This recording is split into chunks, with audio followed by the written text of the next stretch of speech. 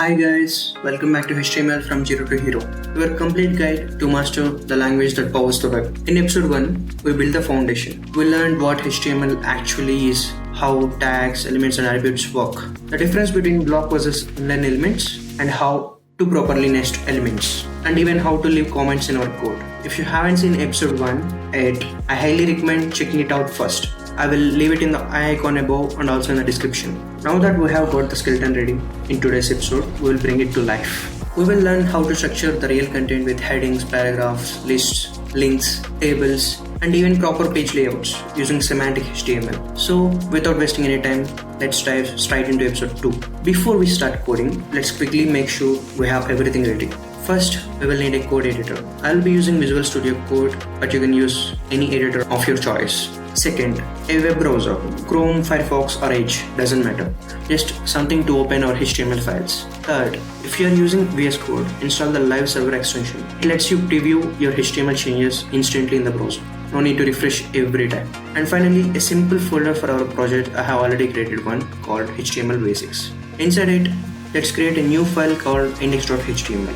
This is the file where we will be writing all of our code for now. Also, while you are learning, try to write the code yourself instead of depending on AI tools. You will understand things way better when you type and debug on your own. Let's also quickly revisit the HTML skeleton we wrote in episode 1. We have the doc type HTML at the very top, the HTML tag wrapping everything, the head for page information like title and metadata, and the body where all the visible content will go. Let's start with headings and paragraphs. Headings in HTML go from H1 all the way down to H6. For example, H1 could be the title of a blog post. H2 could be section titles, and H3 could be subsection titles. Using headings properly helps both users and search engines understand your content structure. Paragraphs are written using p tag. This is where the most of your text will go. Every time you want to write a block of text, wrap it inside paragraph tag. Let's see this in action. Notice how the H1 is larger and bolder than H2 and H3. You don't use them just for size. They represent the structure of your content. Next comes line breaks and horizontal rule. If you're writing an address or a poem, line break adds a line break without starting a new paragraph. We also have the HR tag, which creates a horizontal line across the page. This is often used to visually separate sections for content. Next comes lists. HTML supports 3 kinds of lists. First, an order list. This creates a numbers list. Second, an unordered list. This creates bullet points. And third, a description list. Ordered lists are perfect when the sequence matters. You can see the shopping list.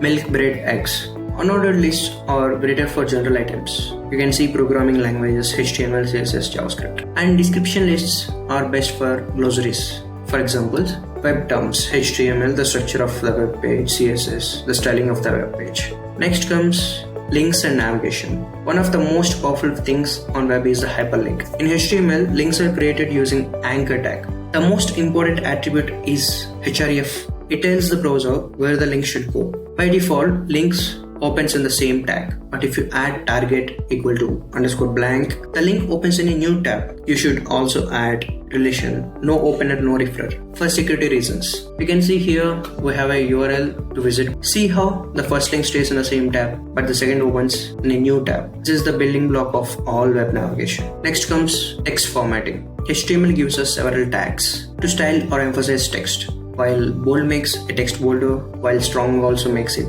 bold but carries more meaning. It tells browser and screen readers this text is important. Similarly, I makes text italic, and we also have underline tag for underlining. We have S tag for strike through.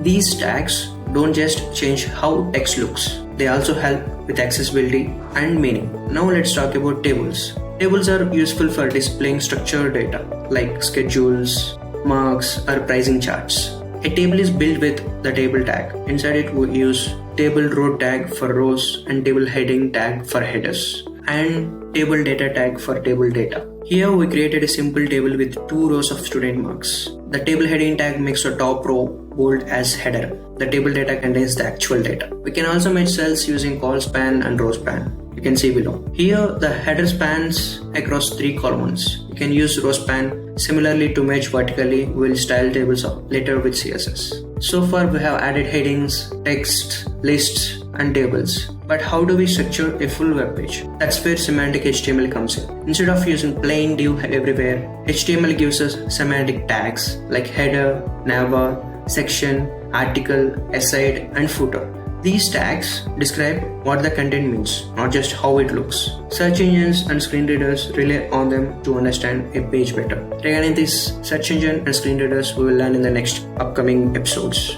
This page now has a clear structure. A header at the top, navigation links, a section with articles, a sidebar, and a footer. This is not just cleaner code, but also much better for SEO and accessibility as well.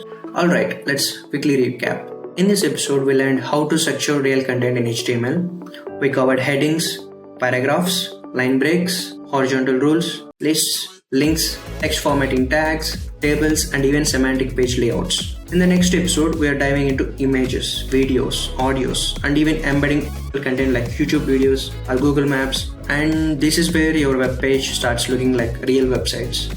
Don't forget to like this video, share it with your friends, and subscribe to the channel so you don't miss episode 3.